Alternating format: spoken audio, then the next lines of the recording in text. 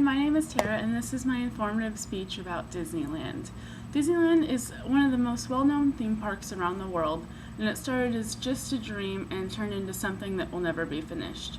Walt Disney had an idea that would unite families and give them a place to spend their time together, which is how Disneyland came to life.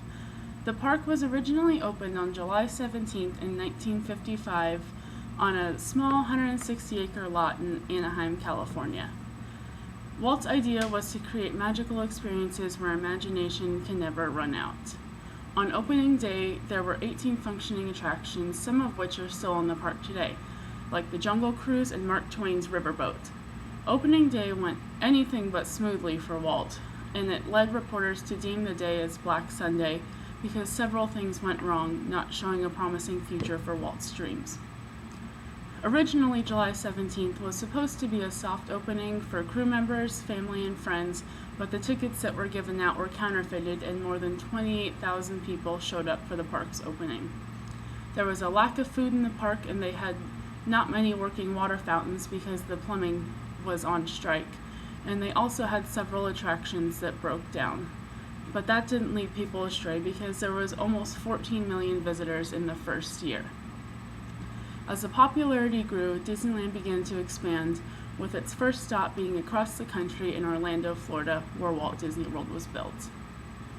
In 1971, Walt Disney World opened with one park, which was Magic Kingdom, and 2 new hotels.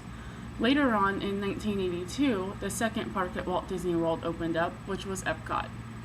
In 1983, Disney took a trip overseas to open Disneyland Tokyo. Later on, in 1989, the first water park opened at Walt Disney World, and that was Typhoon Lagoon. In 1992, Disney took another trip overseas and opened Euro Disney in France, which was later renamed Disneyland Paris, which is how we know it today. And then in 1955, the second and final water park opened at Walt Disney World, and that was Blizzard Beach.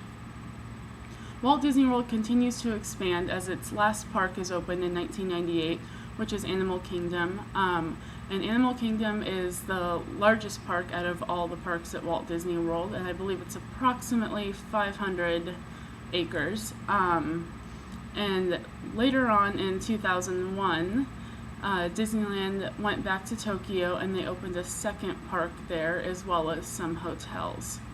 In 2001, they finally made their way back to California and opened California Adventure, one of the parks that we frequent today.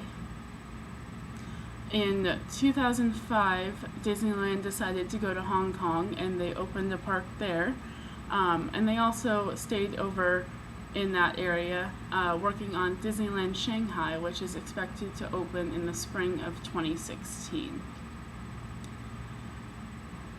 I'm sure when Walt opened his first park in 1955, he probably didn't see Disneyland being where it is now, and it's unfortunate that he's not here to see that. But over 60 years, Disneyland Parks is now operating in 6 different locations around the world, equaling a total of 16 different parks. Throughout those locations, there are 36 different hotels, and there are 21 hotels alone just in Walt Disney World. Disneyland has also started a cruise line in 1995 that now has 4 ships, and they own a private island in the Bahamas that all their ships go to. When Disneyland opened, there was a mere 18 attractions on a small 160-acre lot, and now with a combination of Disneyland and California Adventure, there's over 80 attractions, and the park is over 500 acres large. And the most shocking part about Disneyland is looking at the ticket prices. In 1955, you could get a full day's entertainment for around $7.60. But now, if you'd like to visit both parks, it would cost you $155 to get a one-day park hopper. Disneyland has always been a booming business, and it continues to grow, starting with an average of 14 million visitors a year, to now in 2015 there's approximately 3 billion visitors. And that is just at the California location. And the parks across the world are constantly expanding because although Walt Disney is not with us anymore, his dream still lives on. As he stated, Disneyland will never be complete as long as there's imagination in the world.